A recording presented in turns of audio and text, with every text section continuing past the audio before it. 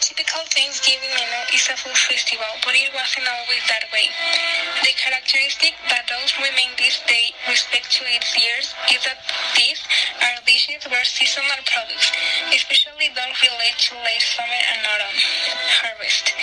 The advance of products obtained after the work of the land is thanked with the dinner. Edward Winslow confirms that the cereals kill as much fowl as served the company almost a week.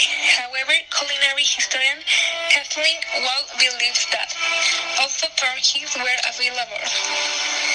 It's likely dogs, goats, or even passenger pigeons were the more prominent poultry options at the first Thanksgiving. Potatoes weren't yet available in 17th century Plymouth, so how did mashed potatoes become another Thanksgiving superstar? In the USA, it was common for the incumbent president to declare a national day of gratitude. New York became the first state to officially adopt the holiday, and others soon followed suit. But Thanksgiving was not a day of national celebration until Abraham Lincoln declared. It is on 1963, as Sarah Josepha saw Thanksgiving more of benefit for families and communities. We wrote convincingly about the holiday in his 1827 novel Northwood, and his writing include recipes and descriptions. Idealizing Thanksgiving meals often included the mashed potato.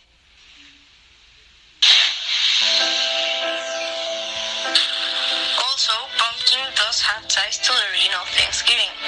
The colonists certainly knew how to make pie pastry, but couldn't have replicated it without wet flour, and might have been a bit perplexed by pumpkins, which were bigger than the grounds they knew in Europe. According to Eating in America, a history, however, Native Americans were already using the orange treats as a dessert meal.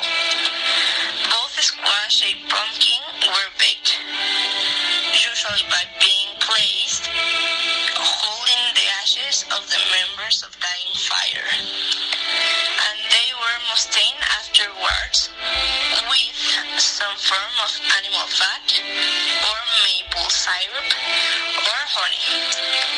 It's likely that Hale was inspired by those stories when pumpkin pie appeared in her culinary descriptions. Corn is a natural symbol of harvest season. Even if you're not serving it as a side dish, you might have a few colorful ears as a table centerpiece. We knew that corn was a staple of the Native Americans' diet and would have been nearly as plentiful in the 19th century as today, but according to the History Channel, their vision would have been prepared quite differently.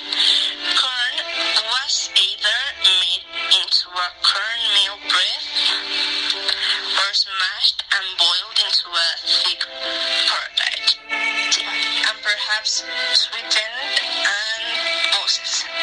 Today we eat corn in part to remember those Wampanoag hosts who famously taught the newcomers how to cultivate